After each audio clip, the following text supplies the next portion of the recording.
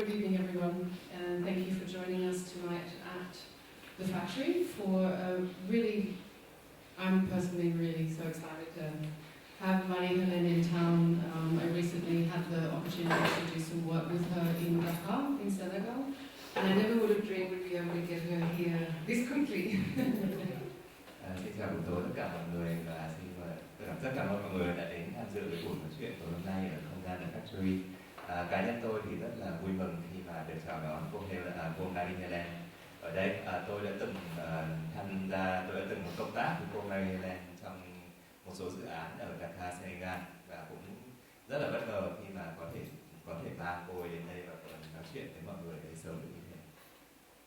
So tonight Marie Hélène is going to share a specific little story about art history in Senegal from a perspective that looks at how an artist and a president came together at certain midpoints of thinking about what the role of art can be in society, talking about how that had a relationship to Senegalese independence from the French, and then to talk a little bit more about her current work with Raw Material Company in Dakar.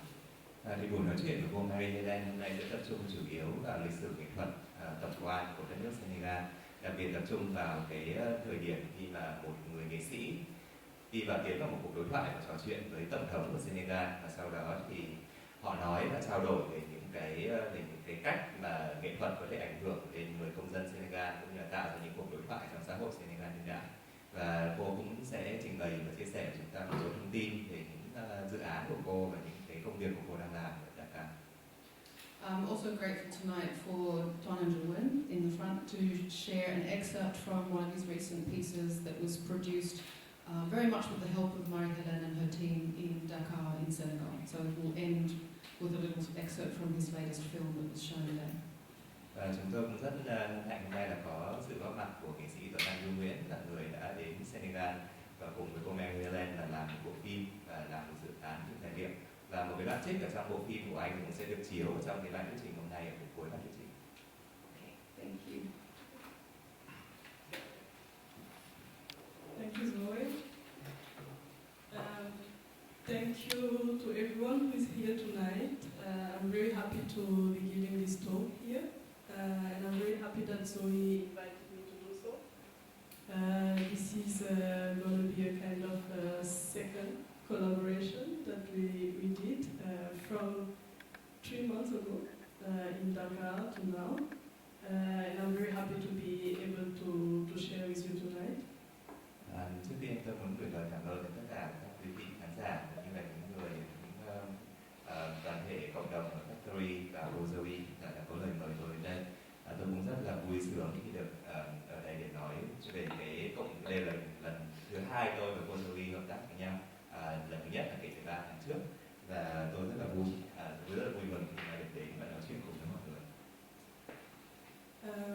So I'm based in Dakar in Senegal, and Senegal is a French-speaking country. So my working language is French, even though I speak a lot of English.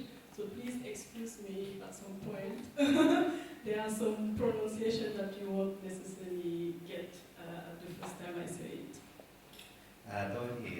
Tôi thì sống và làm việc ở Dakar và ở Senegal. Senegal thì là một đất nước sử dụng tiếng Pháp. Và trong công việc của mình thì tôi nói sử dụng tiếng Pháp cũng như là tiếng Anh rất là nhiều, nhưng mà xin mọi người thứ lỗi nếu mà trong lúc tôi nói tiếng Anh mà có những cái phát âm thì nó hơi lạ tai thì xin mong mọi người bỏ qua cho. And of course, thank you to both for the translation.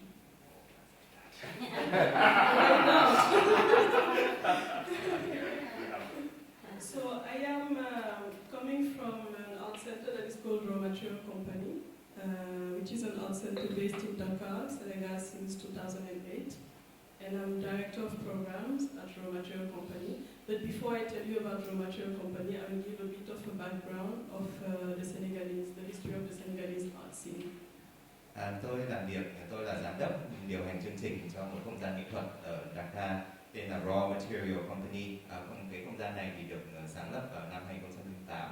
Và trước khi mà tôi nói về những cái chương trình cụ thể của Raw Material Company thì tôi sẽ nói một chút về cái lịch sử nghệ thuật ở đất nước Senegal. So on this image you see a map of West Africa, and you can see that Senegal most western point on the map. Nếu mà mọi người nhìn lên cái bản đồ này thì đây là bản đồ của khu vực Tây Phi, và gần cái Senegal thì nằm ở cái điểm phía đông nhất của cái khu vực Tây Phi. Phía tây nhất của khu vực Tây Phi. The idea of giving this talk is also to be able to retrace some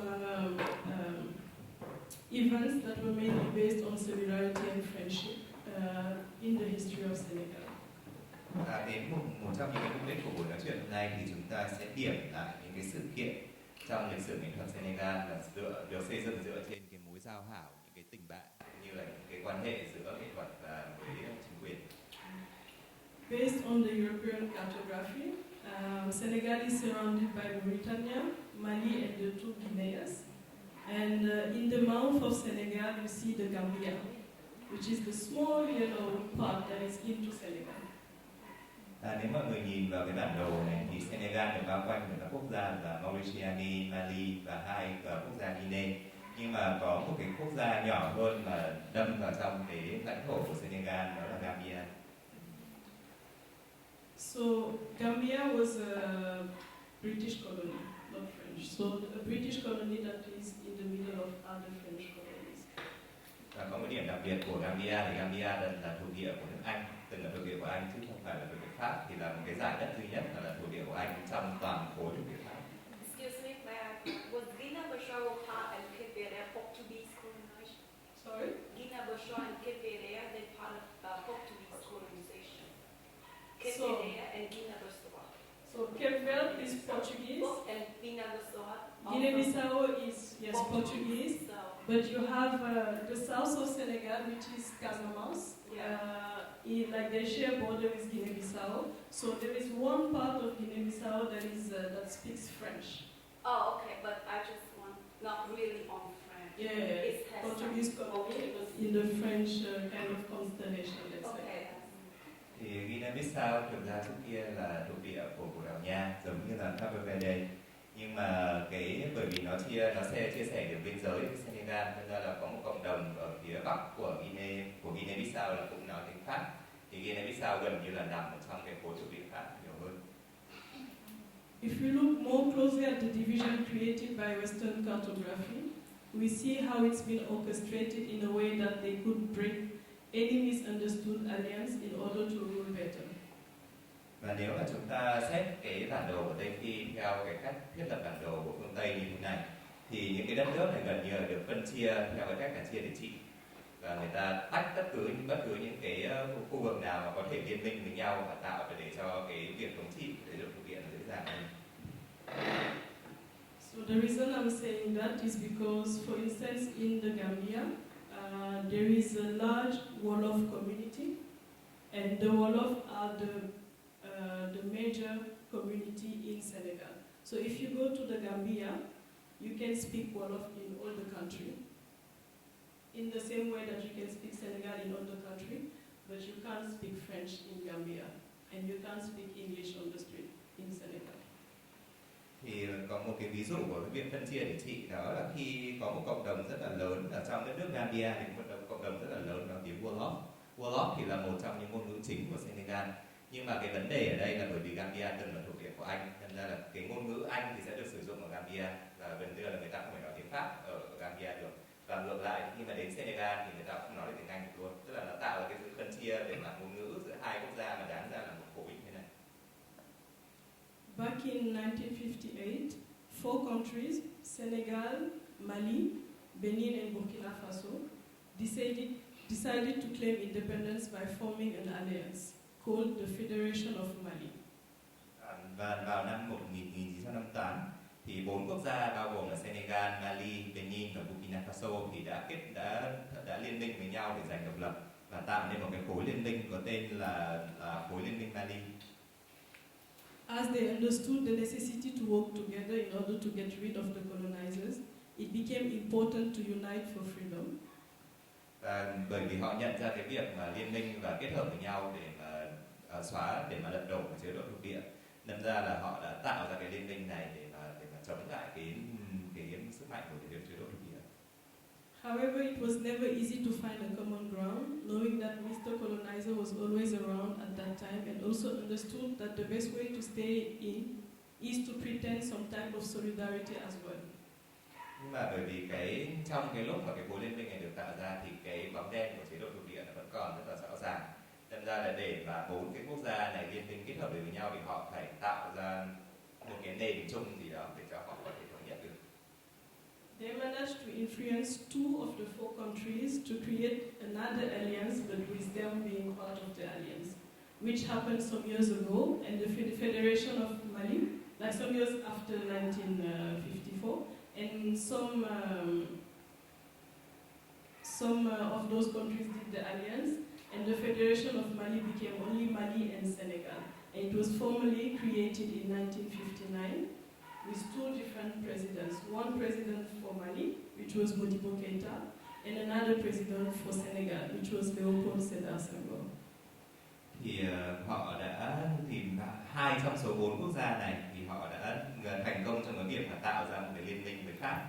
Và sau đấy thì cái việc này thì xảy ra vài năm sau đó, và 2 cái quốc gia này bị tách ra khỏi cái khối liên minh Mali, và sau đó khối liên minh Mali chỉ còn lại 2 quốc gia là Mali và Senegal. Và cái khối liên minh này được chính thức tạo ra vào năm 1959 với 2 tổng thống là Modibo Keïta là tổng thống của Mali và Leopold Sedar Senghor là tổng thống của Senegal. Thì cái khối liên minh Mali trong cái thời điểm 1959 nó chỉ còn lại 2 quốc gia là Mali và Senegal thôi, còn 2 quốc gia kia đã tách ra và nhập vào Pháp. This alliance lasted for only 2 years, and then both countries decided to have their own independence, and that was in 1960. So Senegal was finally independent in 1960.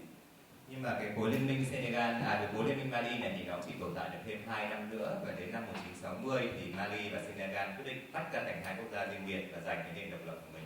Và cái quốc gia Senegal thì chính thức thành độc lập, người ta nói trong lịch sử là năm 1960. Another type of alliance is the Senegambia. So an alliance that happened between Senegal and Gambia. Because you can see, for instance, here, if you want to go from Dakar, which is the capital of Senegal, to the south in Casamance, you have to cross the Gambia. So it became very difficult to circulate in your own country, in Senegal, and they felt the necessity to create this alliance, and the alliance was mainly in order to facilitate circulation between 2 countries, and also economic relation between those 2 countries.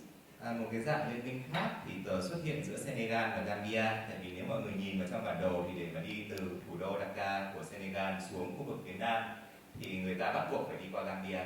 Nên ra là cái liên minh giữa Gambia và Senegal thì được tạo ra để mà hỗ trợ cái việc vận chuyển giao thông cũng như là về kinh tế giữa quốc gia Senegal và Gambia, thì để tránh những cái khó khăn về mặt đi lại. Thì đấy là cái lý do chủ yếu. So the alliance lasted from 1982 to 1989, 7 years. And after those 7 years, the alliance stopped, unfortunately, because both countries were operating differently. Senegal was a former French colony, and the Gambia was a former British colony. So it became, the 2 systems were very different. It became very difficult for them to maintain this alliance. Nhưng mà cái khối liên minh này thì nó chỉ tồn tại được trong 7 năm, từ năm 1982 đến 1989. Tại vì sau khi 2 quốc gia này giành độc lập thì 2 quốc gia này đi theo 2 hướng khác nhau, hay vận hành quốc gia khác nhau. Bởi vì Senegal thì là từng là thuộc địa Pháp, còn Gambia thì từng là thuộc địa Anh, nên là 2 cách vận hành quốc gia nó đối ngược và khiến cho cái khối liên minh này nó không tiếp tục được nữa. So I said earlier that the largest community in Senegal called the Wolof is also the largest community in the Gambia. So they were the same people, really. But because of colonization, they were divided somehow based on this cartography. And in sense of like what was the community between those 2 it was broken somehow just because of colonization. So it's interesting to see how that machine actually worked even at the lowest level, which is the relationship between one and another. Và nếu mình nhìn vào hai cộng đồng của 2 quốc gia này thì cộng đồng nói tiếng Wolof là cộng đồng lớn nhất ở cả Senegal và cả Gambia. Thì bởi vì nhưng mà bởi vì cái việc can thiệp của thuộc địa phương Tây và cái việc vẽ lại bản đồ của châu Phi như này thì nó làm cho cái cộng đồng Wolof đáng ra là thành một khối như vậy, họ bị chia cắt thành hai cộng đồng, hai quốc gia. Và chúng ta thể thấy là cái bộ máy vận hành của thuộc địa, hệ thống thuộc địa thì nó đã ảnh hưởng đến cả cái tầng thấp nhất của những cái của cách vận hành trong xã hội, là giữa người với người là nó cũng chia cắt họ luôn. So let's go back to Leopold Sedar Senghor. Senghor was a poet and writer, very well educated. He was the first African to be elected at the French Academy in 1983. The word elected is very important here because it brings the notion of a closed door that is to be opened to someone. Bây giờ chúng ta sẽ đảo vào một chút về Tổng thống Leopold Senghor. Senghor là Tổng thống đầu tiên của Senegal. Thì ông là một nhà thơ, một nhà trí thức và được đào tạo rất là bài bản.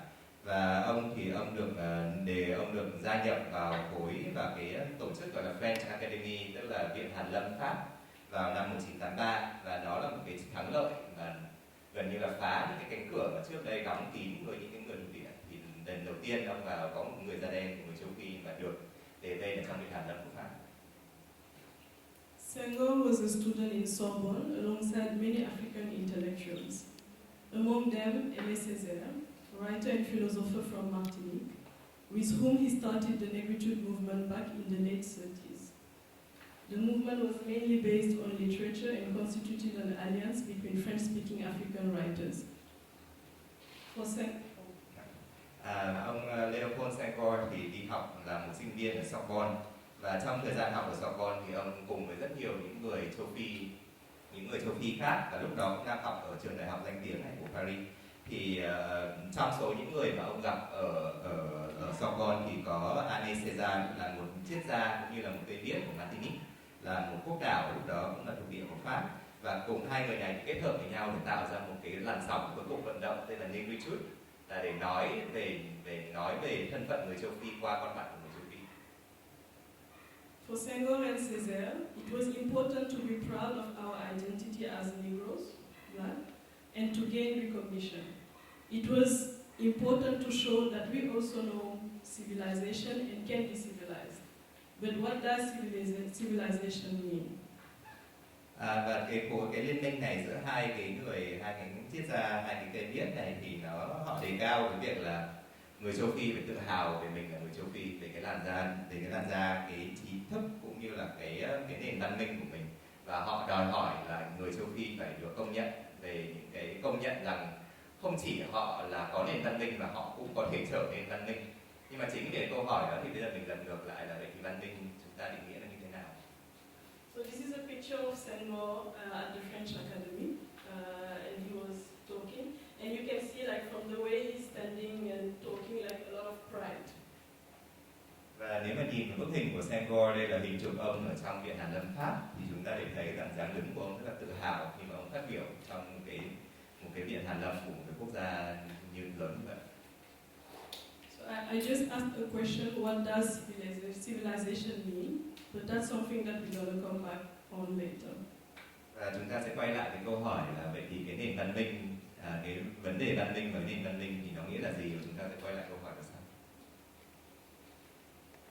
Art and culture were very important for the poet president. He worked extensively in order to establish solid infrastructures that would support artistic practice in Senegal as well as on the African continent. Và đối với Leopold Senghor thì vấn đề nghệ thuật và văn hóa là vấn đề tối quan trọng trong việc vận hành quốc gia, và ông đã bỏ rất nhiều công sức để tạo nên cái cấu trúc cũng như là cái hạ tầng cơ sở để mà cho văn hóa và giáo dục và văn hóa phát triển ở Senegal. There were already a couple of artists that started to be recognized before independence. So for Senghor, it was important to create spaces of expression for them. He opened, for instance, Leopold Sedar Senghor, which was the first ever art school in Senegal, right after independence in 1962.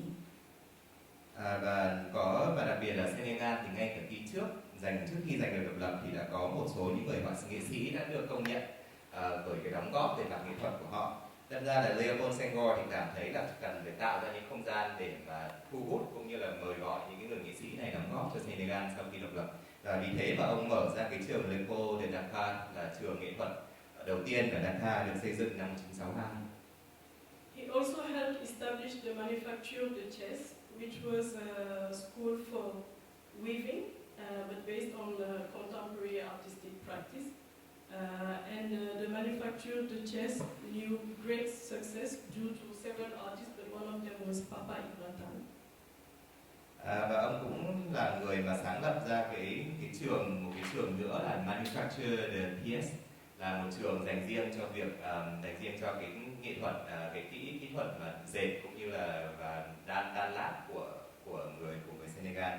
Và trong rất nhiều những cái họa sĩ, nhưng mà những cái kỹ thuật đan lát đó thì nó sẽ được áp dụng cũng như là cải tiến vào trong những cái thực hành nghệ thuật đương đại.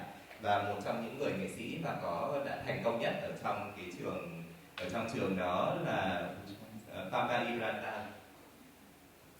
He also organized the first World Festival of Negro Art in 1966, an international festival that put artistic practice from Africa and the diaspora at the center. More than 2,500 artists from all over the world took part in the festival. We had artists from 30 African countries, from the USA, from Haiti, from Trinidad and Tobago, from the UK, from France, who partly funded it. Also from Brazil and other Latin American countries. Đó, ông cũng là người đầu tiên mà khởi xướng cái chương trình liên hoan nghệ thuật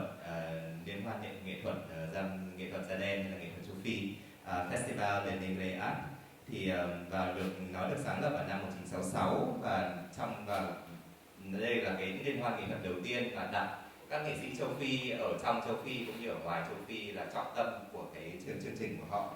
Thì có đến 2.500 nghệ sĩ tham gia trong cái chương trình liên hoan đó và đến từ rất nhiều quốc gia, gần như trên toàn thế giới, 30 quốc gia châu Phi, và có cả các nghệ sĩ đến từ Mỹ, từ các vùng Caribe, và từ Pháp và từ Anh và cả châu Mỹ Latin. The festival, as we call it, was massive and very impressive. It was the first international black arts gathering ever organized on the African continent. It was the opportunity for black people from different continents to connect back to their roots. It was also a rendezvous for big artist names. So we had Duke Ellington that performed at the festival, and also Josephine Baker. Và có một cái cuộc họp, một cái cuộc hội họp có tên là Festman, thì nó cũng xảy ra trong những thời điểm đó, là cái cuộc hội họp đầu tiên dành cho những người nghệ sĩ da đen, những người nghệ sĩ châu Phi đến từ rất nhiều những cái lục địa khác nhau, và họ đến đó để tìm lại những người mà bên ngoài châu Phi để đến đó để tìm lại cái nguồn gốc, cái nguồn cội của mình.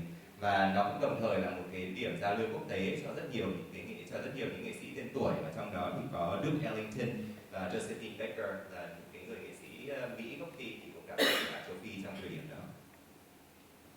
Everyone was there. The CIA was there. The Russian secret services were there. Everyone had their mission, especially because the festival took place in the middle of the Cold War. Nhưng mà bởi vì cái buổi hội họp này nó diễn ra ngay giữa cái thời điểm chiến tranh lạnh, nên ra là bên cạnh những cái tổ chức, những cái cá nhân nghệ thuật thì có cả những cá nhân chính trị, ví dụ như CIA của Mỹ hay là tổ chức tình báo của Nga thì cũng có mặt ở đó, và mỗi người thì đóng một cái vai trò khác nhau trong cuộc hội họp. So in this picture we see Duke Ellington performing. The picture is a bit blurred, but it hasn't been possible for me to find another picture online that is of better quality. Like that. Where is that again? I mean, somehow you pronounce French. I couldn't understand. Like where is this place? In Dhaka, in Senegal. Và đây là một tấm hình của Duke Ellington, thì ông là chụp ở trong Dhaka khi mà cái buổi hội họp này diễn ra.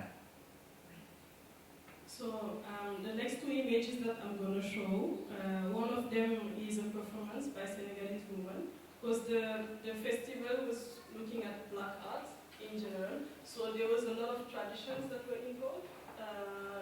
You also had like some folkloric part that was in it, and you also had like an exhibition that they organized, so it was quite diverse. Và trong 2 tấm hình dẫn tới thì tôi sẽ chiếu một số cái hình ảnh của cái buổi hội họp đó. Có một tấm hình thì là chụp một cái buổi biểu diễn của một cái buổi biểu diễn của một nghệ sĩ nữ người Senegal. Và bởi vì cái cuộc hội họp này thì nó trọng tâm xoay quanh nghệ thuật da màu, đâm ra là có rất nhiều những cái yếu tố về nghệ thuật truyền thống hay là những cái câu chuyện dân gian thì được lồng ghép vào trong cái cuộc hội họp này, và họ cũng có tổ chức một cái buổi triển lãm để mà trưng bày những cái tác phẩm nghệ thuật da màu. And talking about the Cold War, the United American commissioned a film of William Reeves called Dakar 66, and also the Soviets financed another film that was called Returns of Africa, and it was realized by Leonid Maknash. So both films you can find them online, especially the William Reeves one.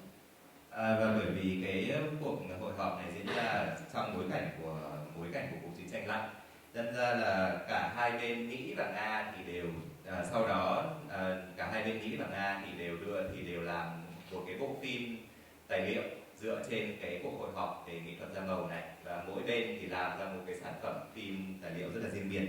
Bên Mỹ thì làm ra bộ phim là Dakar 66, còn bên Xô Viết lúc đó thì làm ra bộ phim là Return of Africa, là sự trở lại của Châu Phi. Thì cái thông tin về phim thì mọi người thông tin ở trên YouTube. Well, this is a picture of when they were installing the exhibition. Đây là hình khi mà họ sắp đặt triển lãm trước khi mà bắt đầu. Senghor also had his mission. For him, it was important to show what was Negro art and how important it is. He also realized the importance of a showing platform so that the visibility is increased, both for the artists and their production, but also for the country and the African continent. Senghor cũng có, và tất nhiên là trong cái cuộc trưng bày và hội họp này thì Senghor có cái mục đích của mình.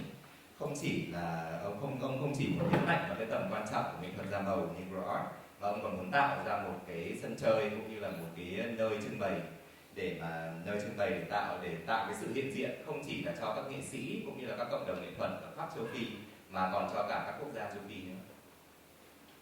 So this is a picture of this was part of the program and the program that was advertised. And on the picture you see Senghor, and also you see so this picture, it's in Gorée Island, and that's Gorée Island over there. And Gorée Island is the island from where slaves were departing. That's the island from where slaves were sent to Europe and to the America. And he used this as a way of saying that, okay, it's time to come back home through this festival. Và nếu đây là một tấm hình mà chụp trong cái tờ chương trình để quảng cáo cho cái buổi hội họp đó, thì ở trên thì là hình của Tổng thống Senghor, nhưng mà ở dưới những cái bức hình này thì chụp một hòn đảo tên là Gorée. Đảo Gorée thì là cái điểm xuất phát cho những cái người nô lệ, những người châu Phi mà bị bắt làm nô lệ, sau đó họ được vận chuyển qua châu Âu và tiếp nữa là đến châu Mỹ. Thì cái mục đích của Senghor khi mà sử dụng những cái hình ảnh của hòn đảo Gorée này trong cái tờ quảng cáo chương trình thì để đưa ra cái thông điệp là đã đến lúc quay trở lại, cho những người châu Phi này quay trở lại nhà và tìm lại cái nguồn gốc của mình. So these are images that would give motivation to the diaspora to come back to Africa. Và đây là một cái lời kêu gọi cũng như để tạo ra cái động lực cho những người châu Phi mà đã bị lưu vong để họ quay trở lại cái cái lục địa của mình, cái quốc gia của mình. And on this picture we see Senghor giving a tour of the exhibition to some Western delegations. Và đây là tấm hình mà Senghor đang dẫn một cái đoàn, những cái phái đoàn ở châu Phi, ở các phái đoàn ở châu Âu cũng như là phương Tây vòng quanh cái triển lãm. So from the beginning up until now, you see that there was always this idea of showing who we are, what we can do, and it was important for the white people to see that, according to Senghor. Và từ đầu đến cuối thì chúng ta thấy là có một cái Senghor tập trung vào cái việc là đưa ra thông điệp rằng châu Phi, những người châu Phi chúng tôi là ai và những người châu Phi chúng tôi thể làm được cái gì, và đặc biệt là với những cái người đến từ thuộc địa Da Thẳng trước kia. In the early 90s, Senghor also founded the Dakar Biennale. The first edition of 1992 was dedicated to literature, then the second one to African art, without any specificity. Vào đầu những năm 90 thì Tổng thống Senghor cũng mở ra cái chương trình Biennale của Dakar, là một dạng gần như là chương trình tổ chức nghệ thuật cỡ lớn và cứ tổ chức khoảng 2 năm một lần. Và đây cái chương trình đầu tiên của Dakar Biennale thì tập trung vào văn học vào năm 1994, và cái số thứ hai thì tập trung vào nghệ thuật châu Phi, bất kể là thuộc vào lục địa nào hay là cái khu vực giới hạn địa lý nào. The third edition was the first one dedicated to contemporary African art. The Biennale has been going on since then and is today the most important contemporary African art event of the African continent, and it's commonly called Dakar. Và cái số thứ ba của cái chương trình Dakar Biennale thì chính thức tập trung là cái chương trình đầu tiên về nghệ thuật mà tập trung vào thực hành nghệ thuật đương đại ở châu Phi. Và kể từ đó cho đến nay thì Dakar Biennale đã trở thành cái chương trình trưng bày cũng như là bàn luận về nghệ thuật đương đại quan trọng nhất ở trên lục địa châu Phi, và nó thường được biết đến dưới cái tên là Dark Art.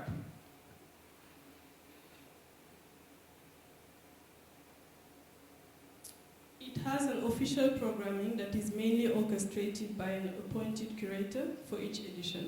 It also has a very dynamic off-program held by independent private institutions and initiatives all over the city of Dakar.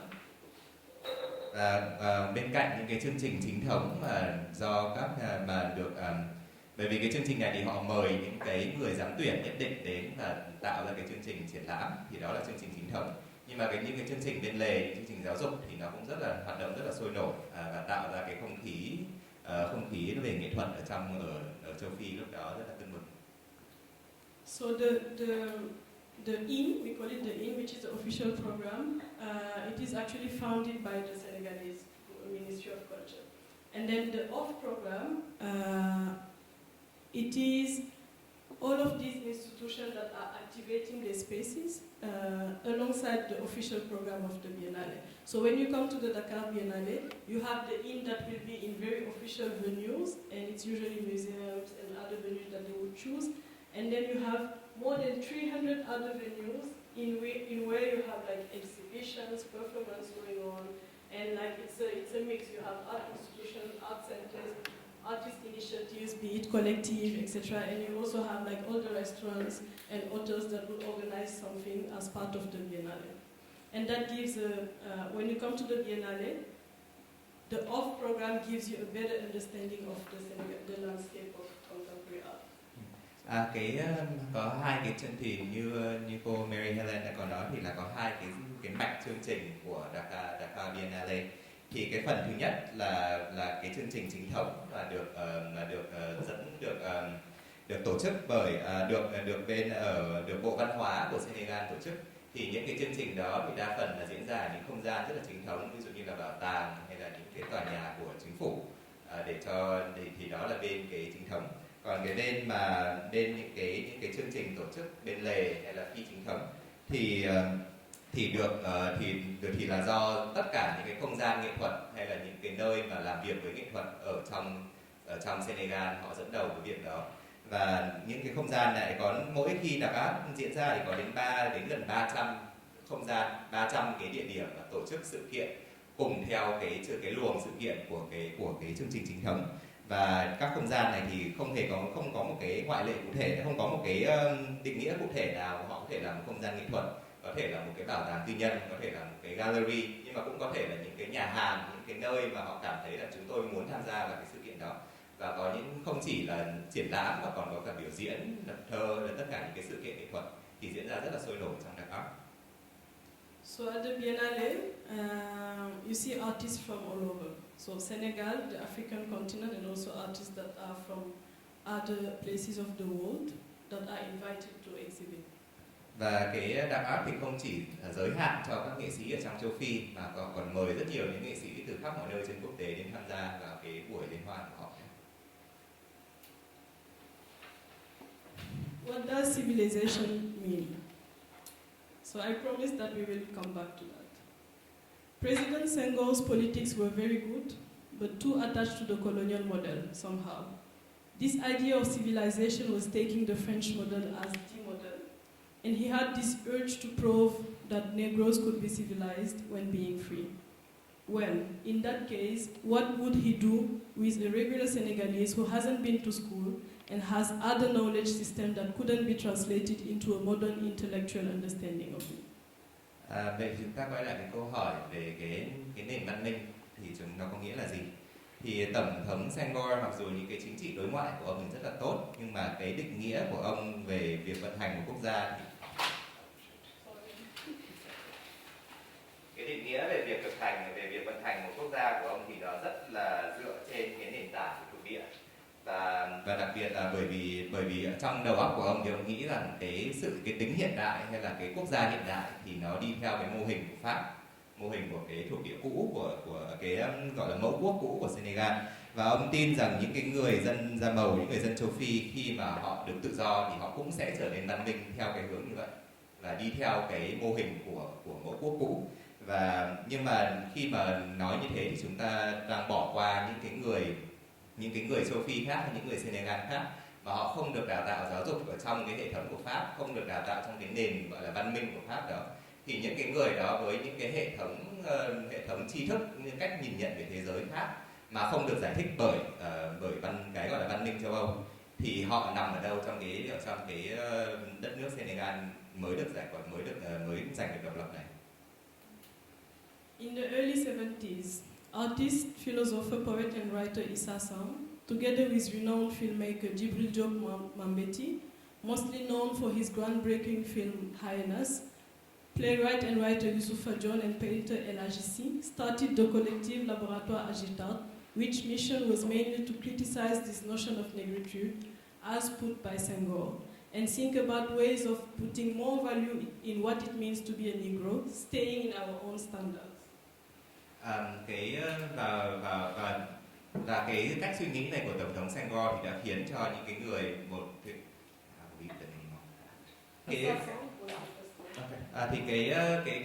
vì cái cách suy nghĩ đó của Tổng thống Senghor mà nó tạo ra những cái làn sóng mà phản ứng lại từ những cái giới trí thức cũng như là giới nghệ sĩ của Senegal, thì trong những người mà phản ứng lại cái phát biểu cái suy nghĩ đó và cái cách vận hành quốc gia đó của Tổng thống Senghor thì có Issa Sam là một nhà triết gia.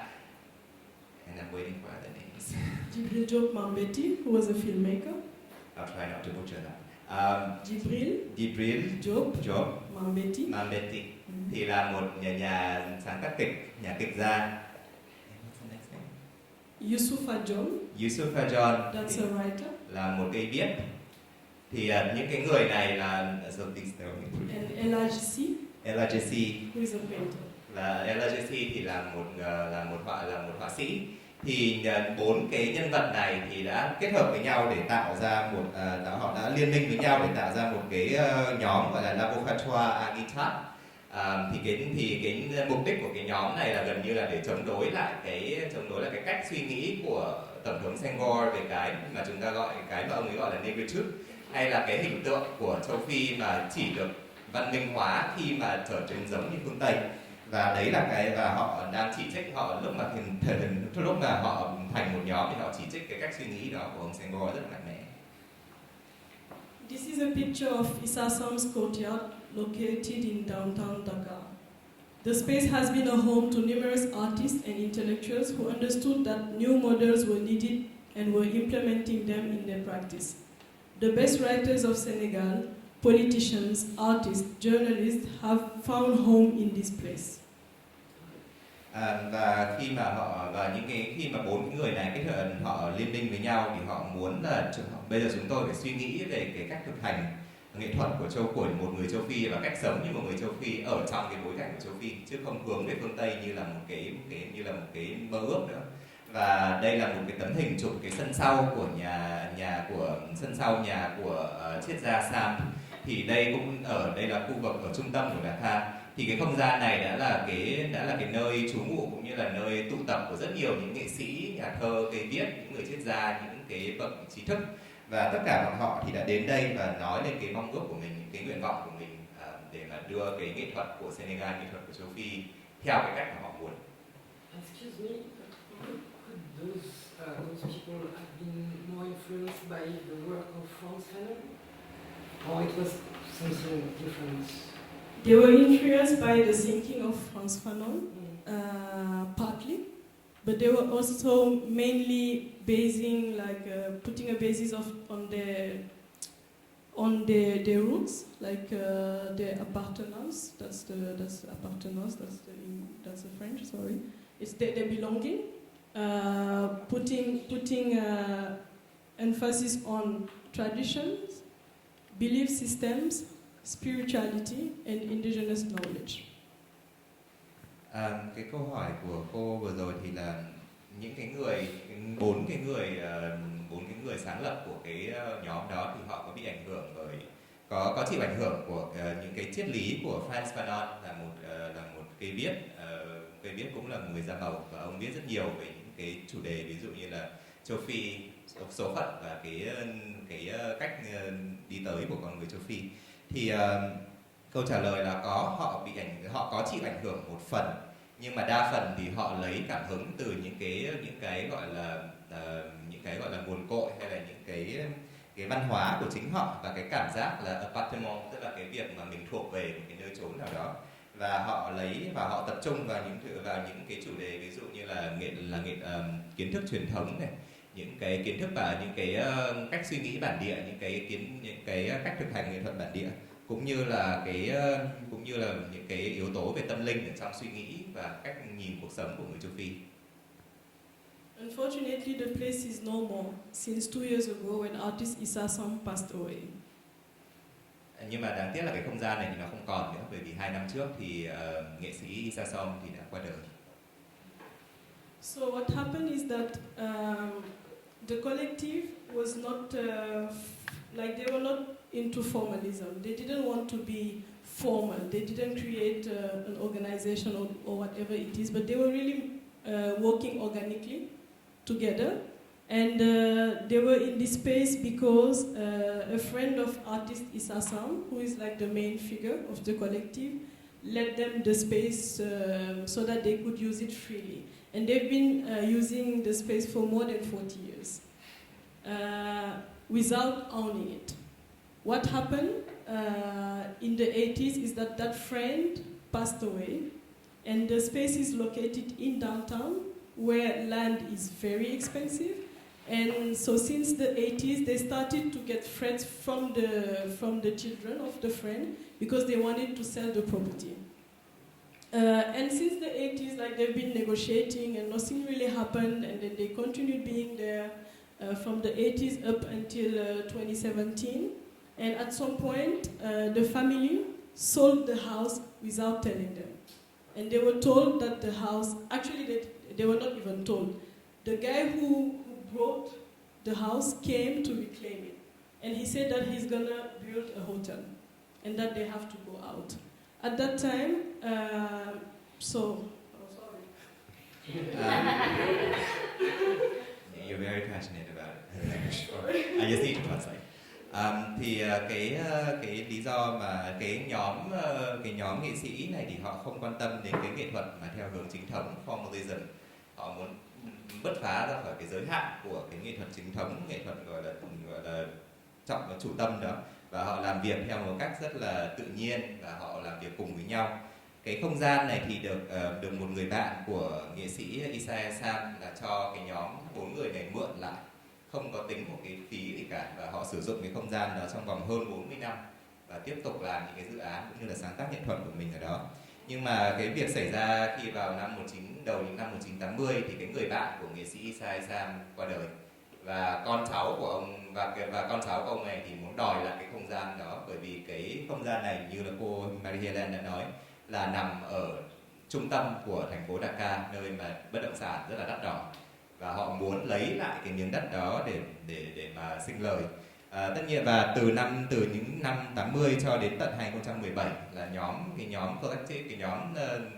cái nhóm nghệ sĩ đó vẫn tiếp tục thương lượng với con cháu của cái người bạn đó để mà giữ lại được cái nơi mà họ có thể thực hành. Nhưng mà đáng tiếc là sau năm 2017 thì con cháu của họ là đã đi sau lưng những người này và bán luôn cái miếng đất đó cho một cái chủ đầu tư khác. Chỉ sau đó một thời gian ngắn thì người chủ đầu tư đó đến và đòi cái miếng đất đó lại để xây một cái khách sạn, và đó là lý do mà cái không gian nghệ thuật đó bây giờ nó không còn nữa.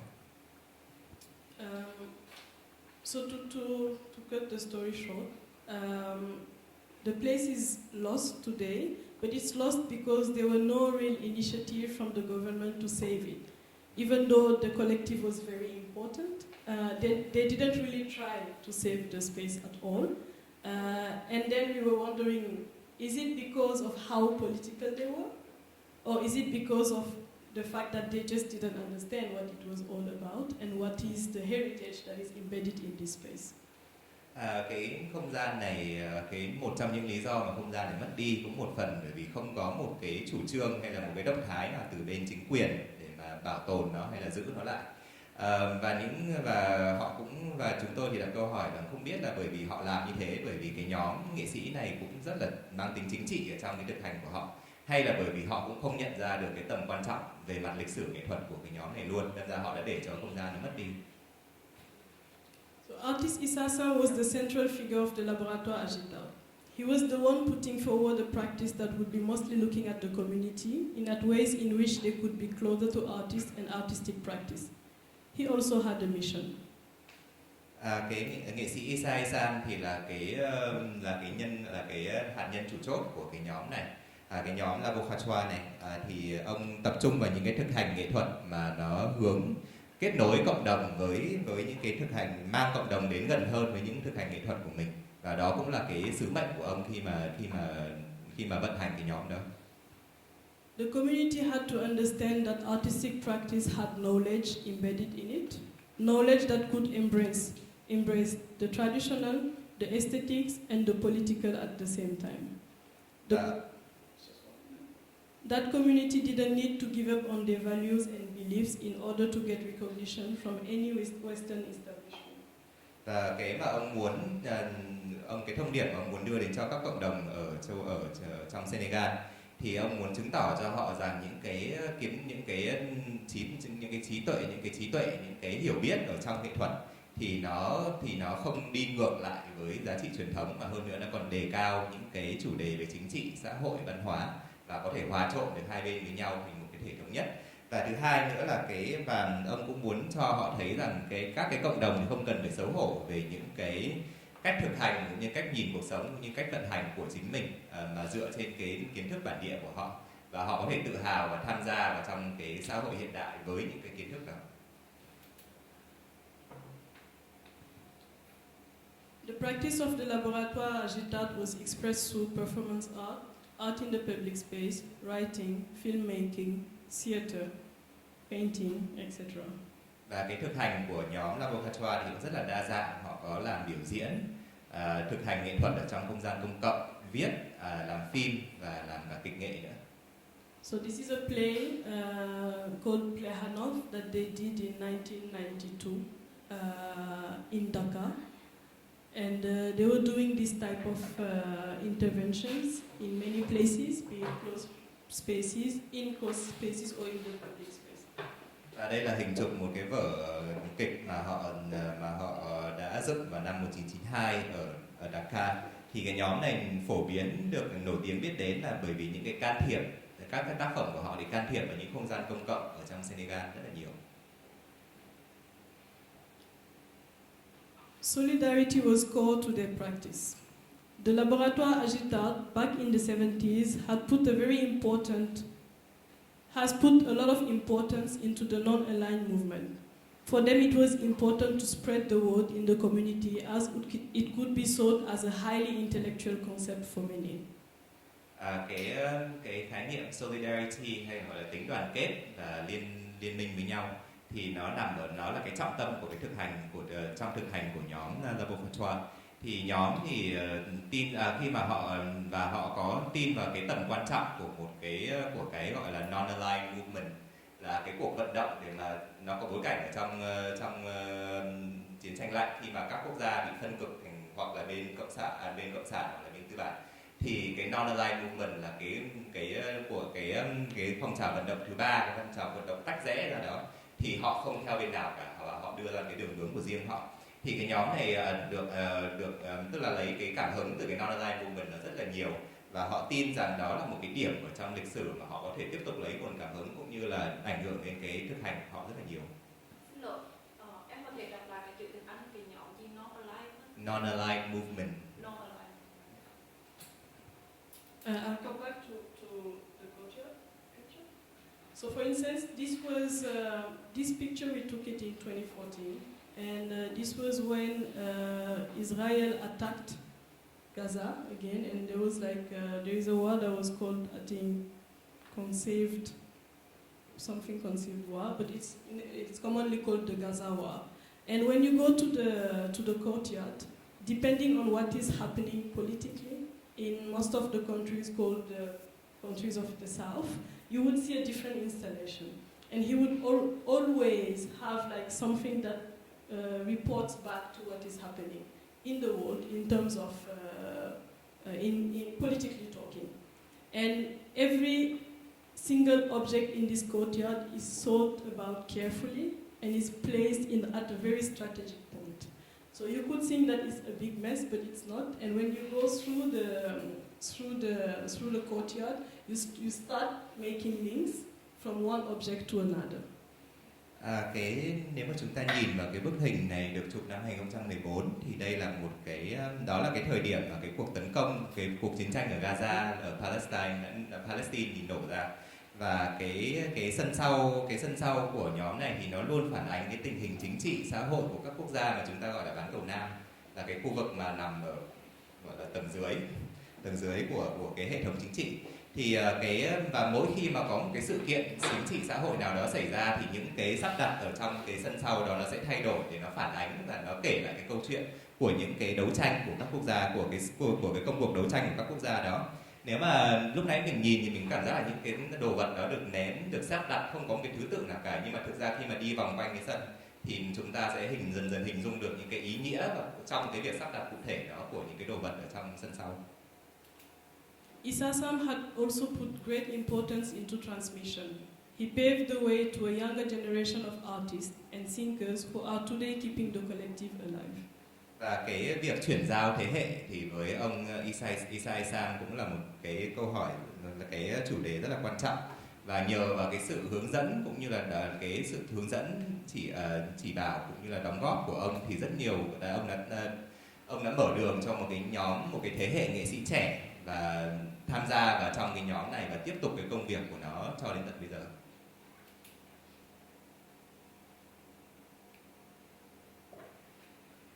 So as you could see, Senegal has had a very dynamic art scene since the 60s and has quickly become an important hub when it comes to contemporary African art.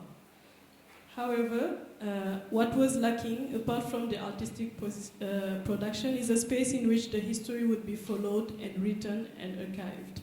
Looking at the scene, we could see that there was no space for critical thinking and writing based on artistic practice, and it links to society and knowledge production.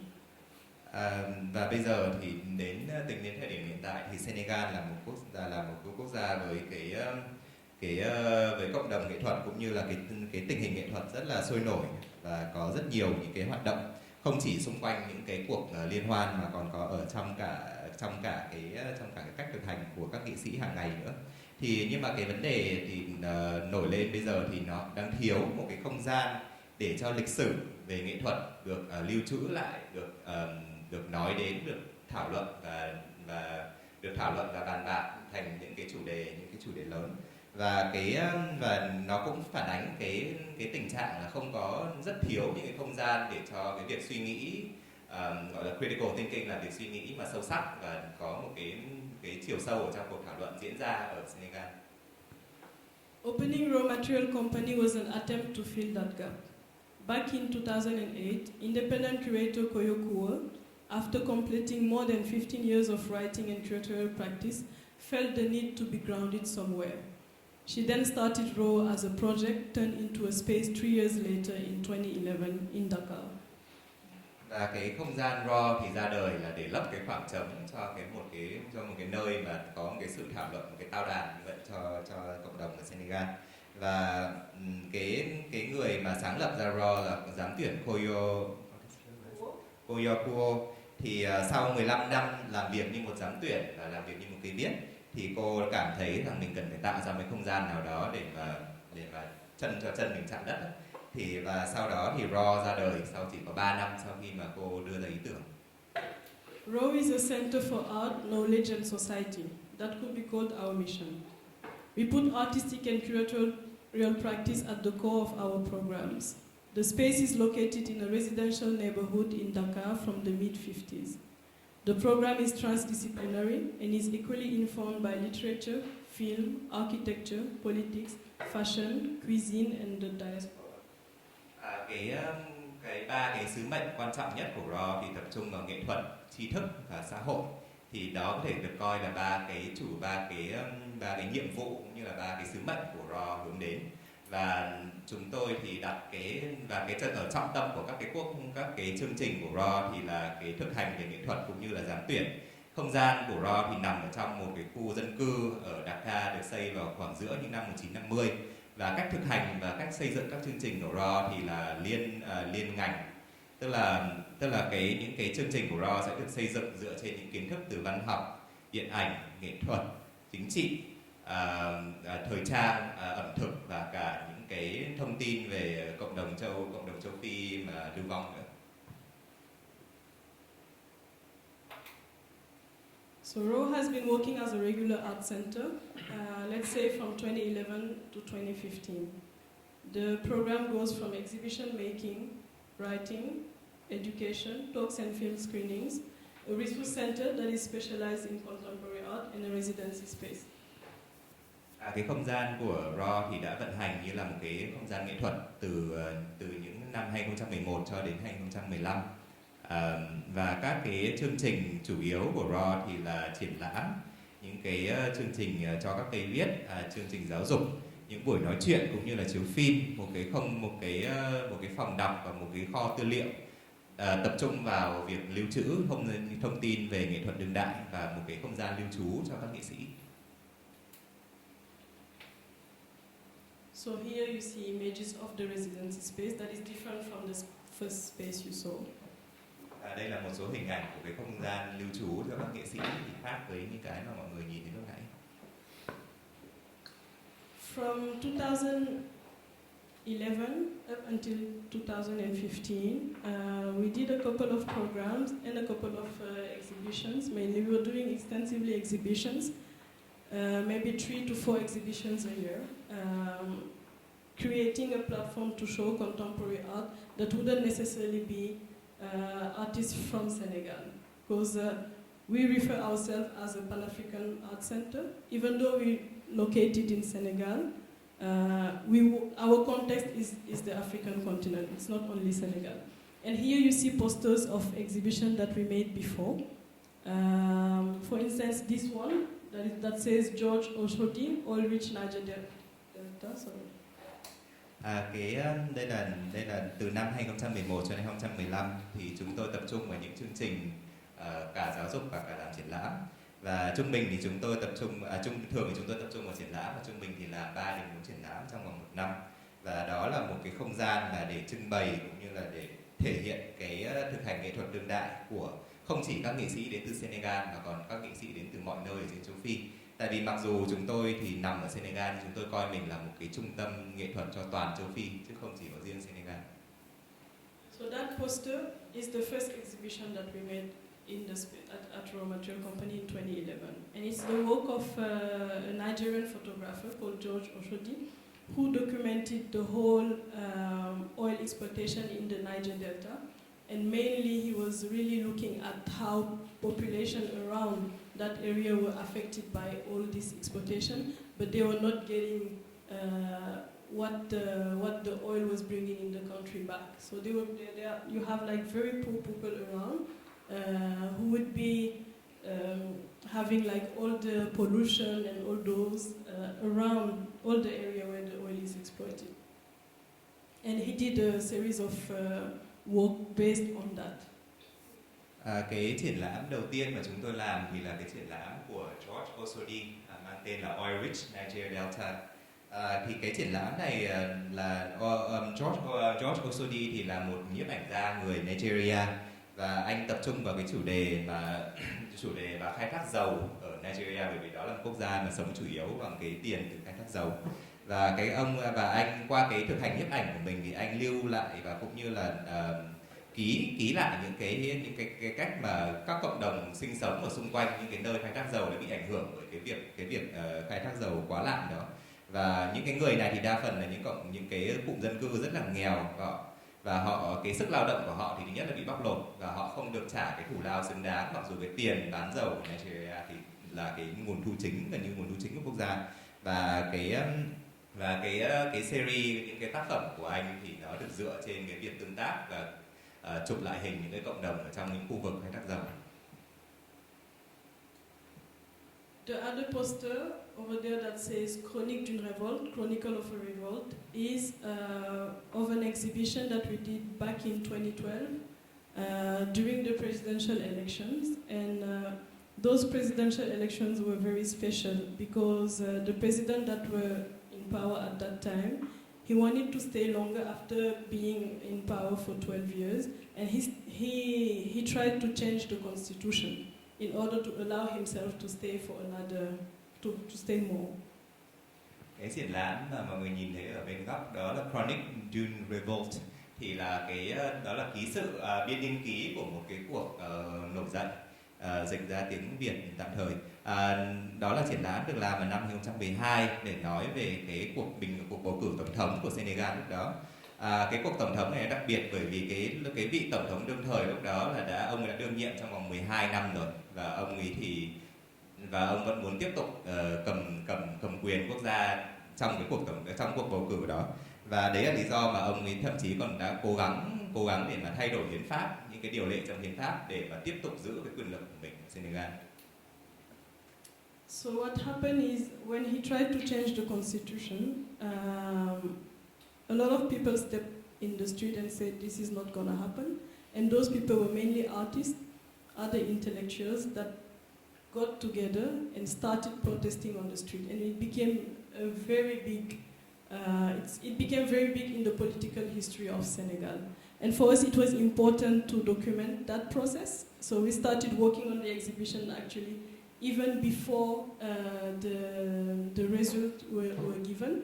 And we opened the exhibition before because we really thought that this was the opportunity to show the importance of photography as a tool to write history. Và khi mà ông tổng thống này cố gắng để thay đổi hiến pháp thì rất nhiều người đã xuống đường biểu tình, và trong đó đặc biệt là có nghệ sĩ cũng như là những cái người trí thức. Thì cái cuộc biểu tình lớn này thì có cái vai trò rất là quan trọng trong lịch sử chính trị của Senegal. Và vì thế mà chúng tôi cảm thấy là mình cần phải nhân cái cơ hội này để lưu trữ lại cái sự kiện rất là đặc biệt này trong lịch sử.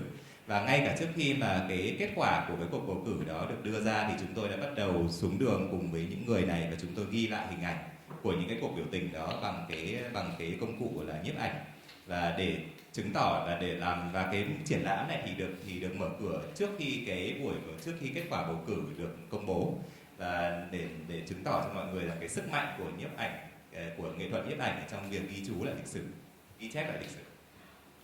The other poster that says "Word, Word, Word" is an exhibition that we did on Issa Sam's work, and there is a monograph of Issa Sam that goes together with that exhibition. Và một cái triển lãm nữa mà tôi muốn nói đến là cái triển lãm Word, Word, Word, chữ. Thì để nói về đây là một triển lãm về nghệ sĩ Issa Sam, như mọi người nhớ là một trong các tứ trụ mà thành lập nên là bộ Pháp Thuận. Và trong cái triển lãm đó thì cũng có một cái bài luận, một cái bài tiểu luận mà Issa Sam viết để đi kèm với triển lãm. And all of this is available on our website, so you can have more information on each of the projects. Và nếu mọi người muốn tìm hiểu thêm về những cái triển lãm này thì tất cả thông tin đều có trên website của RAW. This is another platform that we started back in 2012 called Condition Report, and it's a platform in which we invite all our colleagues from the African continent, but also from elsewhere, to come and reflect on the status of artistic and curatorial practice on the African continent. So we did a first edition in 2012 that was looking at building art institution in Africa. Thì cái diễn đàn nữa mà chúng tôi đã mở ra vào năm 2012 là cái hệ thống chương trình Condition Report, hay là dịch tạm thời là những cái báo cáo về tình hình xã hội. Thì đây là mỗi cái buổi báo cáo, cái buổi họp này thì chúng tôi mời những cái người đồng nghiệp không chỉ đến từ châu Phi, các quốc gia trên châu Phi mà còn cả ở bên ngoài, để cùng nhau thảo luận cũng như là tự vấn lại về những cái thực hành về nghệ thuật và giám tuyển. Và cái buổi này thì là vào năm 2012. The second edition was looking at artistic education in Africa, and the third edition at art history in Africa. Now we are preparing a fourth edition that will be mainly looking at collectivity and the idea of translocal parallelism through the work of artist collective. And that edition, we will be working on it together with the Dhaka Art Summit in Bangladesh. Cái buổi họp mặt thứ hai thì chúng tôi nói về cái chủ đề là giáo dục về nghệ thuật và lịch sử nghệ thuật ở châu Phi. Và cái buổi thứ tư sắp tới này chúng tôi sẽ làm thì nó sẽ chủ yếu quanh cái vấn đề là sáng tác theo dạng là cộng đồng tập thể, và cái gọi là translocal parallelism thì nó tạm dịch là cái sự song song và liên tiếp giữa các cái địa phương khác nhau trong thực hành nghệ thuật. Và cái chương trình thứ tư này thì chúng tôi sẽ kết hợp với Dhaka Art Summit, là một cái tổ chức ở Bangladesh. It's going to be the first condition report that we are extending to other geographies, and it's going to happen in February next year. You are very welcome to join. It's very near. Thì cái buổi họp mặt đầu tiên đó là lần đầu tiên mà chúng tôi kết hợp với một cái không gian địa lý khác nằm bên ngoài châu Phi, và nó sẽ diễn ra vào tháng 2 năm tới. These are publications that we made from 2012 up until today, but I'm not going to go through them because it's going to take a lot of time. But each of them has a description that is available on the website, and most of them are also available online. Đây là các cái ấn phẩm mà chúng tôi đã xuất bản từ năm 2012 rồi đến bây giờ. Tôi sẽ không đi vào thông tin chi tiết, nhưng mà nếu mọi người muốn đọc thêm hay là tìm hiểu thêm thì tất cả những cái ấn phẩm này nó đều có trên mạng và trên trang web của chúng tôi nếu mọi người muốn đọc thêm. So now I'm going to show you a couple of images, and you can see the space and with some exhibitions. Đây là hình chụp không gian triển lãm cũng như là một số các hoạt động của RAW.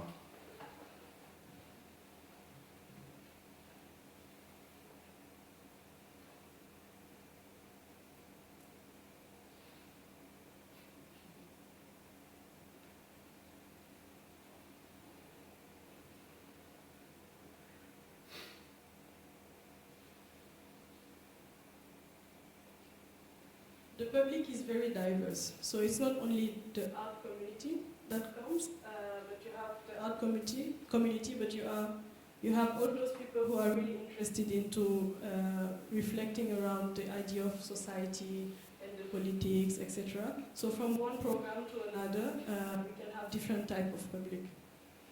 Và mọi người thể thấy là những cái người công chúng của các chương trình của RAW thì rất là đa dạng. Họ không chỉ là những người trong ngành nghệ thuật mà họ đơn thuần là những người quan tâm đến những vấn đề xã hội và chính trị. Thì cứ mỗi chương trình của RAW, mỗi cái số mà chúng tôi làm thì chúng tôi lại có một cộng đồng đông đảo và rất là đa dạng.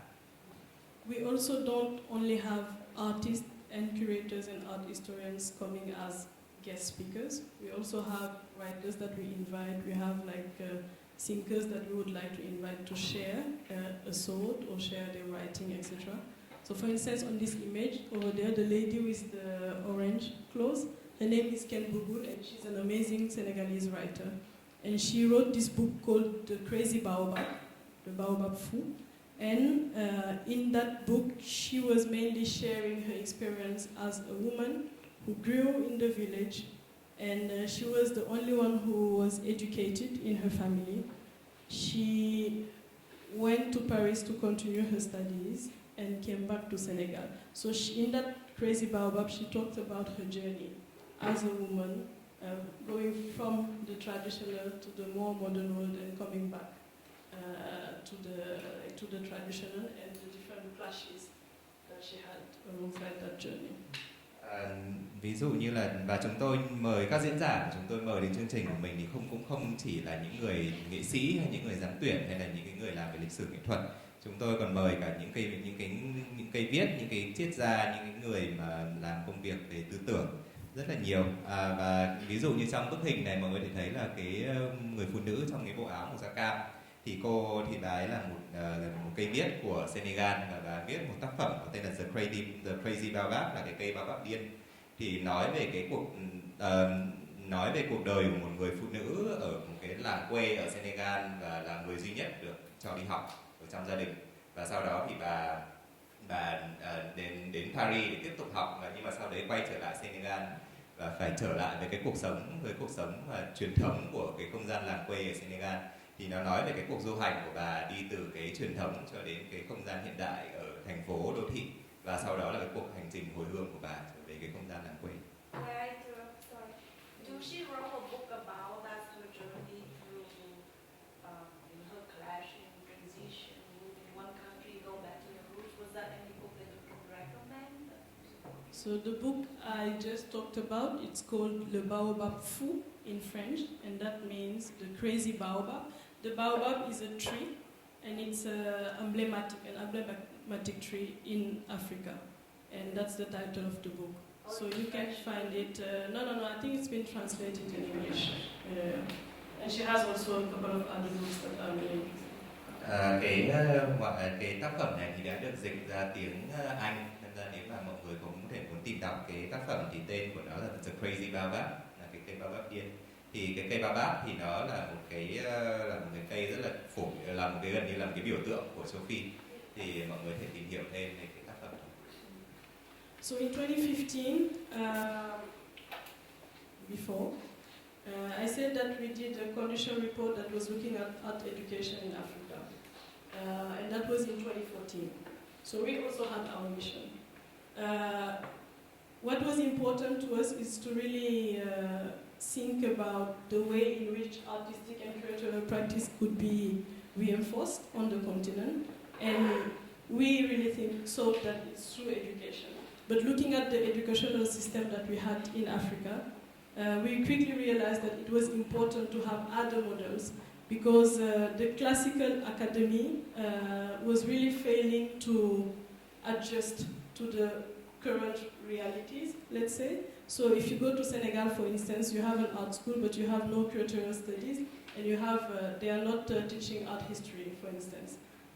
So there is a big gap that is there in terms of education, artistic education. Cái buổi họp mặt mà chúng tôi làm năm 2014, cái số thứ 2, thì chúng tôi tập trung vào vấn đề giáo dục nghệ thuật ở châu Phi.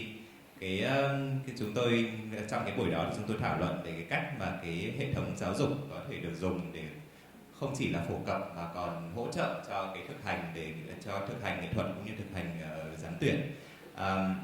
Nhưng mà chúng tôi cũng nhận ra rằng mình cần phải những người châu Phi chúng tôi cần phải có những cái hệ thống, những cái mô hình giáo dục khác ngoài cái mô hình giáo dục hàn lâm truyền thống. Tại vì cái mô hình giáo dục hàn lâm đó thì nó càng ngày càng trì trệ và nó không bắt kịp với cái xu thế cũng như là cái bối cảnh và xã hội đương đại của châu Phi.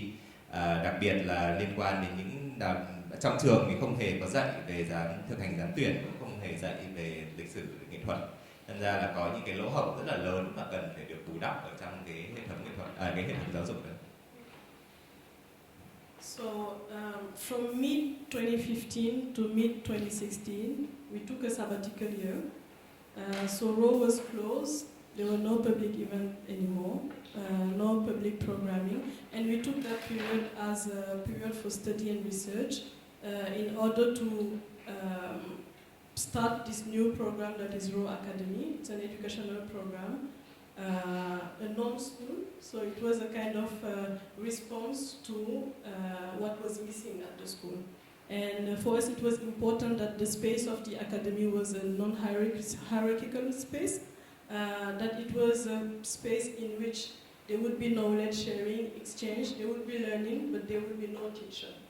And it's a space in which for us it's important that people share their thought. it's important that they agree, it's also important that they disagree, and that they find a meeting point. Và từ giữa những năm 2015 đến năm 2016 thì chúng tôi nghỉ trong vòng 1 năm. Và chúng tôi dành cái thời gian vào trong thời gian đó thì không có một cái sự kiện cho công chúng nào xuất hiện được tổ chức ở RAW hết. Và tất cả các thành viên thì dành cái thời gian đó để đi học cũng như là để nghiên cứu cái cách mà chúng tôi để tạo ra cái mô hình giáo dục mà nó phản hồi lại với những cái thiếu sót của mô hình giáo dục chính thống. Và cái kết quả của chương trình đó thì nó có tên là Raw Academy, một cái mà chúng tôi gọi là trường nhưng mà không phải là trường. Nó không có trong cái môi trường đó thì nó không có bài giảng, nó không có giáo viên, mà đa phần là mọi người đến với nhau và chia sẻ thông tin, chia sẻ kiến thức, và họ học cái cách tranh luận mà để đồng tình với nhau, nhưng cũng đồng thời để chấp nhận cái sự bất đồng trong quan điểm và tìm cái điểm chung giữa mọi người. Thì đó là cái sứ mệnh của Raw Academy. So each session of the academy lasts for 7 to 8 weeks, and each session is directed by either an artist, a writer, a collective of artists. We had filmmakers. We will have filmmakers as well that will direct the sessions. And this is the first session that we did in 2016, and it goes up until the one we did 3 months ago, in March, but that ended in May this year. And now we are preparing for the next session. And for each session, the director proposes a theme that will become the basis of all the reflection that will happen in the academy. Thì mỗi cái khóa của chúng tôi thì kéo dài từ khoảng 7 đến 8 tuần, và mỗi khóa đó thì sẽ và những cái người gọi là vận hành cái khóa học đó thì là những người nghệ sĩ, những cái viết, những cái nhóm nghệ sĩ, và thậm chí là cả những người làm phim. Sắp tới chúng tôi sẽ có những người làm phim. Thì cái khóa đầu tiên là năm 2016, và cái khóa gần đây nhất thì là tháng 3 năm 2019. Và trước khi bắt đầu một khóa thì chúng tôi sẽ tụ tập những nhóm, những cái người hướng dẫn đó, và họ sẽ chuẩn bị cái tư liệu, những cái phần mà chúng tôi sẽ thảo luận ở trong cái khóa học, và tất cả mọi thứ thì được vận hành dựa trên một cái quyết định của cả một cái nhóm đó. And the academy is open for young graduates, and we chose to open it for young graduates because we realized that young graduates, at the minute they graduate, they are kind of struggling to find a way through the artistic world, let's say, or space, and that's a very vulnerable period for them, because they can choose to continue, or they can also choose to just give up. So for us, that specific period is very important, and the participants of the academy have the opportunity to exchange with people who have more experience than them, and they could learn from also those people's journey. So the academy is not only about just coming with a team and giving a lecture, but it's about sharing a journey. Cái đối tượng mà chúng tôi mà cái chương trình Academy này nó nhắm đến thì là những người trẻ và mới tốt nghiệp từ những chương trình nghệ thuật. Bởi vì chúng tôi nhận thấy rằng những cái người trẻ khi mà họ vừa mới tốt nghiệp thì họ có khoảng thời gian nó rất là khó khăn, họ cần phải tìm cái chỗ đứng, cái vị trí, cái phương hướng của mình ở trong thế giới nghệ thuật, và không chỉ thế giới nghệ thuật mà là thế giới nói chung nữa luôn. Thì chúng tôi nhận ra là cái thời điểm đó là một thời điểm rất là quan trọng đối với những cái người trẻ muốn làm nghệ thuật. Thì chúng tôi muốn họ tham gia vào những cái chương trình của mình không chỉ để học, tức là không phải hoàn toàn để học theo một cái cách truyền thống, mà chúng tôi muốn họ đến đó để trao đổi kinh nghiệm cũng như là cái kiến thức với những người mà có nhiều kinh nghiệm hơn, để mà tất cả chúng ta cùng vận hành và cùng du hành trên một cái chặng đường học, trong cái chặng đường giáo dục như vậy. So the academy happens in different settings. So we have roundtables, we have visits, we have workshops, writing sessions, listening sessions, public talks, film screenings, etc. So the next images that I will show are images of the academy going on, and it's a selection from different sessions of the academy. Các cái khóa học của Academy, cái chương trình Academy này thì nó có rất nhiều dạng, có những cái thảo luận bàn tròn, những cái cuộc đến thăm những cái không gian nghệ thuật, những cái buổi workshop, những cái buổi chiếu phim, nói chuyện về nghệ thuật rất là đa dạng, và đây là hình ảnh của những cái buổi đó.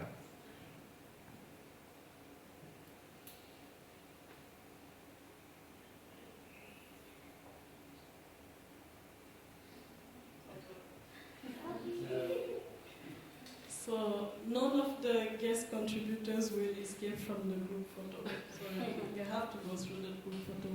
And as you can see, the group is very diverse. So you have participants that are from Africa, but that are also from elsewhere. And this is the last session that we did. And for instance, the participants were from Turkey, South Africa, Nigeria, Benin but based in France, Guatemala but based in Costa Rica, Kenya, Indonesia, the Philippines. Và những cái thành viên của cái khóa học này thì rất là đa dạng và đến từ rất nhiều quốc gia trên thế giới, như là mọi người có nghe vừa nãy. So you might have spotted someone very familiar. So we were glad to have Zoe Butt with us for Cura. That was the past session of the study program, and that session was looking at cultural practice and its importance today and what it means to be a curator today. Cái khóa mà chúng tôi mời cô Zoe Butt tham gia thì có tên là Cura, thì để nói về những cái thực hành giám tuyển, cái thực hành của giám tuyển của người giám tuyển trong cái bối cảnh đương đại thì nó diễn ra như thế nào. Her contribution made possible for us to see the Vietnamese art scene through her lenses and to understand the work that she does with the factory better. Những cái trình bày của cô Zoe thì nói về thì cho chúng tôi thấy cái không gian bối cảnh nghệ thuật Việt Nam đương đại qua điểm nhìn của cô và cũng như là những cái thực hành về giám tuyển của cô ở không gian The Factory.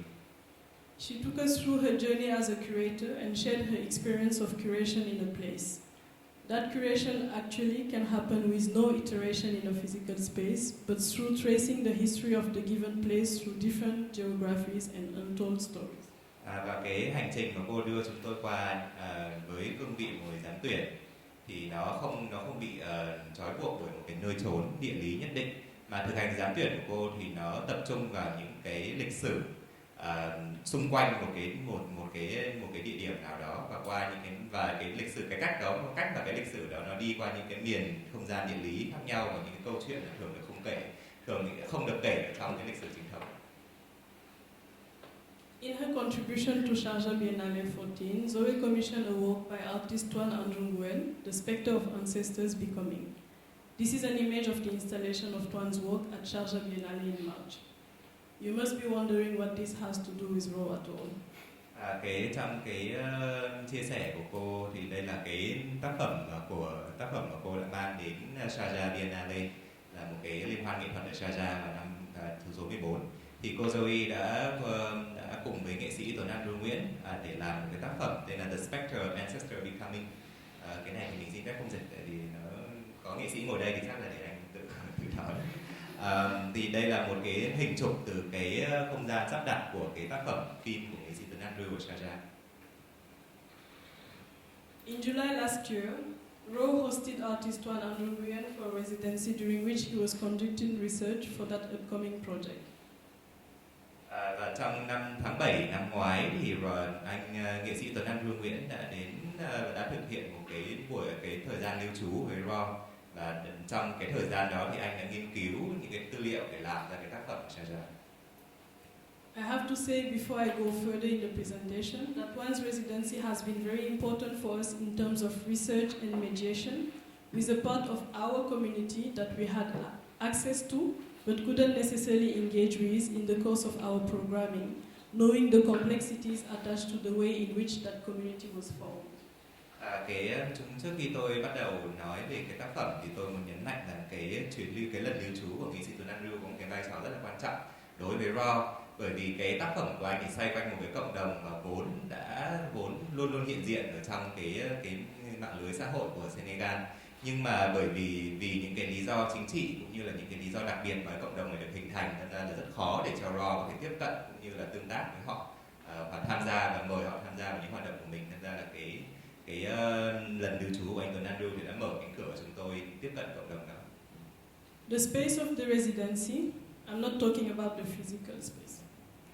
is also meant to be a vehicle to help unpack those complexities and find ways in which stories can be talked about, addressed and written. Và cái buổi cái không gian đàm luận của không gian thảo luận của cái chỗ lưu trú đó thì nó cũng giúp chúng tôi tháo gỡ được rất là nhiều những cái khúc mắc ở trong cái lịch sử, cũng như là tạo cái không gian để cho những câu chuyện mà từ trước đến giờ rất là khó để nói từ với cộng đồng đó và đến được với cái công chúng lớn hơn ở Senegal. The word society that we've put into what could be called our mission is very important, as it puts an emphasis into the fact that we do fit our context and society, but get extremely fed by it as well. Và cái chữ xã hội, cái chữ society, cái tính xã hội ở trong cái thực hành của chúng tôi rất là quan trọng, bởi vì nó nói đến cái mối quan hệ giữa chúng tôi và các cộng đồng trong xã hội Senegal là cái hướng hai chiều. Chúng tôi không chỉ mang thông tin đến với họ mà họ ngược lại cũng đưa thông tin cho chúng tôi, đưa cái kiến thức, trao đổi lại kiến thức với chúng tôi. In Senegal, many people have a Vietnamese relative, friend or acquaintance. How is that possible? Ở Senegal thì các công dân Senegal thì luôn có một người bạn, một người họ hàng hay là một cái người thân mà đến từ Việt Nam. Vậy thì tại sao cái việc đó nó lại có thể xảy ra được giữa hai quốc gia xa nhau như thế? From World War I, World War II to the Indochina War, and also in other battles, France hired soldiers from West Africa and other French-speaking countries in order to reinforce its troops. The first regiment that was formed that way was done in Senegal, which then gave the name Tirailleurs Sénégalais to that type of recruited soldiers. Ngay ở trong bối cảnh của Thế chiến thứ nhất đến Thế chiến thứ hai và sau đó là cái cuộc chiến tranh Đông Dương giữa Việt Nam và Pháp, thì Pháp đã thuê rất nhiều những cái người lính mà mình gọi là lính Maroc, lính thuê từ khu vực Tây Phi và các cái quốc gia thuộc Pháp khác ở trong lúc đó để mà tham gia vào cái binh đoàn của họ. Và cái nhóm binh lính đầu tiên mà người Pháp mang đến khu vực Đông Dương thì là những người lính đến từ Senegal và họ có cái tên là Tirailleurs Sénégalais. These soldiers were sent to Vietnam during the war to fight for France. Some of them lost their lives at the war. Others stayed alive and could go back home at the end of the war and meet their families. Những cái người lính này được chuyển đến Việt Nam là để đánh nhau trong cái cuộc chiến tranh giữa Pháp và Việt Nam, và rất nhiều người trong họ thì đã qua đời trong cái cuộc chiến đó, nhưng mà cũng có những người thì đã sống sót và quay trở về với quê hương của mình cùng với những câu chuyện mà họ đã trải qua. Others, the one we are referring to today, came back home being Senegal. Và bây giờ thì tôi nói về những người khác mà họ đã quay trở về Senegal, quay về quê hương bản quán của họ. They came back home with their wives and families after meeting and getting married with Vietnamese women that they met during the time they spent in Indochina. Và cái lần trở về này thì họ mang theo vợ con cũng như là gia đình của họ, và vợ con của họ thì bởi vì họ đã kết hôn với những người phụ nữ Việt Nam và mà họ đã gặp ở Đông Dương ở trong cái thời kỳ chiến tranh. They came back home with the kids only that they have from a relationship that they had with Vietnamese women and were not allowed to bring them back to Senegal because they were not married. Hoặc là họ trở về chỉ với những đứa con của họ, bởi vì cái mối quan hệ, cái cuộc tình của họ với những cái người phụ nữ Việt Nam thì không được chấp nhận và họ không thể nào cưới nhau chính thống, thì họ buộc phải để cái người vợ ở lại và mang những người con của họ để quay trở về Senegal. Certainly, some of them had to go back home and leave their kids behind them. Và tất nhiên là cũng có những trường hợp mà cái người cha phải quay trở về và để lại cả vợ và con của mình ở lại Việt Nam. Looking at colonization and oppression as we see and read about it, we managed to see how bigger and complex the colonial industry was. A very ambitious startup that grew more and more and still continues to grow today. We are interested into shedding lights on, unfolding, telling and writing these stories. Nếu mà cái câu chuyện của giữa những người lính Senegal và những cái người vợ Việt Nam của họ thì cho chúng ta thấy là cái quá trình, cái guồng máy của thuộc địa cũng như cái sự bóc lột áp đặt của chế độ thuộc địa thì nó là cả một cái hệ thống rất là lớn, và nó và với những cái tham vọng rất là khủng khiếp về mặt gọi là bá quyền trên thế giới.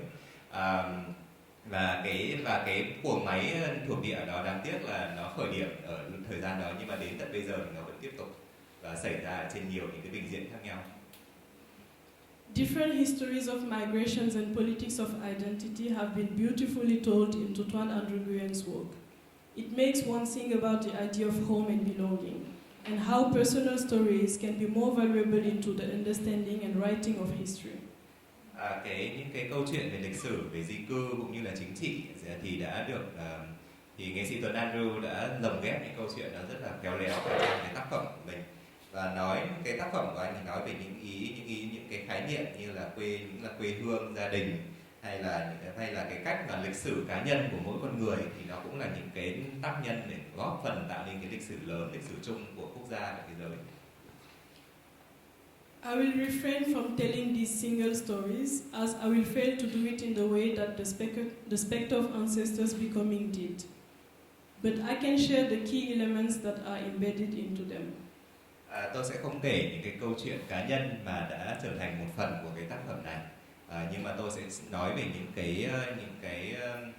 cái chủ đề chính ở trong tác phẩm. Love, solidarity, family, friendship, pain, rupture, cultural difference, oppression, tragedy, betrayal, departure, remembrance, solitude, hope, fear, loss, colonial heritage.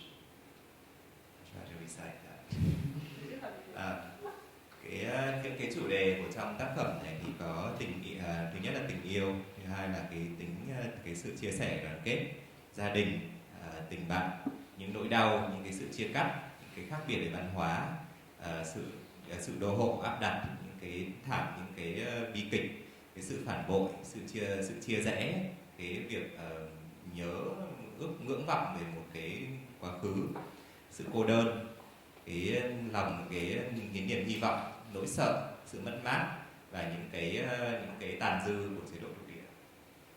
This list cannot end here. There is a lot to be added to it. Và cái danh sách những cái chủ đề này thì nó không dừng ở đây, và còn rất nhiều những cái chủ đề khác mà có thể được bàn đến qua cái tác phẩm. The next slides are images of the research process and shooting done in Dhaka in July and November 2018. Và những cái hình trong những cái hình sắp tới mà tôi sẽ show thì là cái hình chụp trong lúc mà nghệ sĩ Tuấn Andrew nghiên cứu cho để làm tác phẩm này từ tháng 7 cho đến khoảng tháng 8 tháng 9.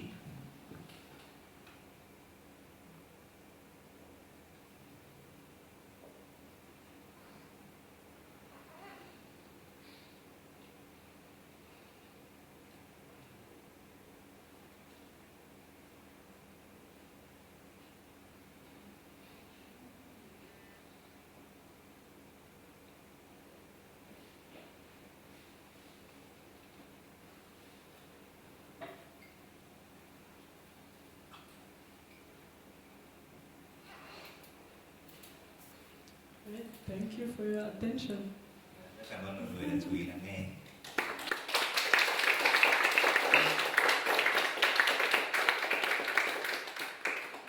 Does anyone have any questions that they'd like to ask? I know it's quite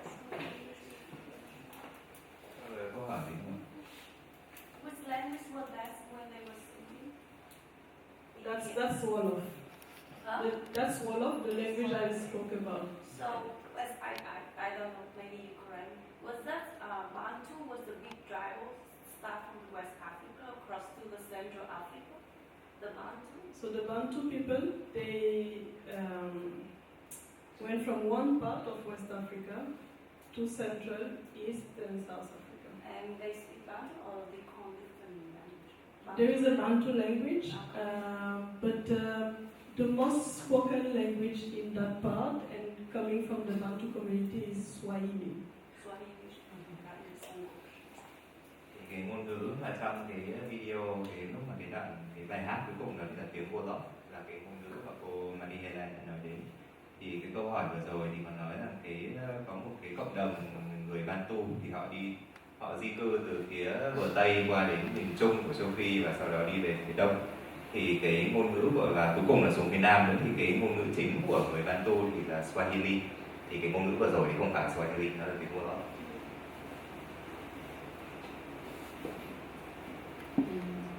Okay.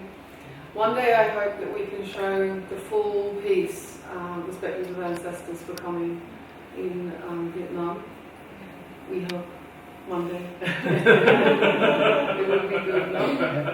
Chúng tôi rất là hy vọng là một ngày nào đó có thể trình chiếu cả nguyên vẹn các tác phẩm của anh Tኢና ở Việt Nam. We will be showing it in Dhaka for the Dhaka Biennale next year. Và cái tác phẩm này thì sẽ được trưng bày ở Dhaka Biennale vào năm sau.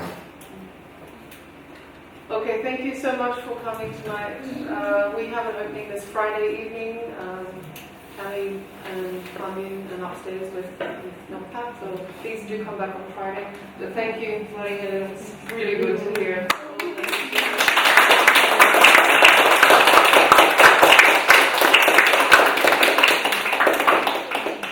Trước khi mọi người ra về thì không gian là Factory sẽ có một buổi mở cửa triển lãm vào tối thứ 6 tuần này. Nên là nếu mọi người có thể có thời gian thì đến tham gia với cả tất cả các Thank you for the translation.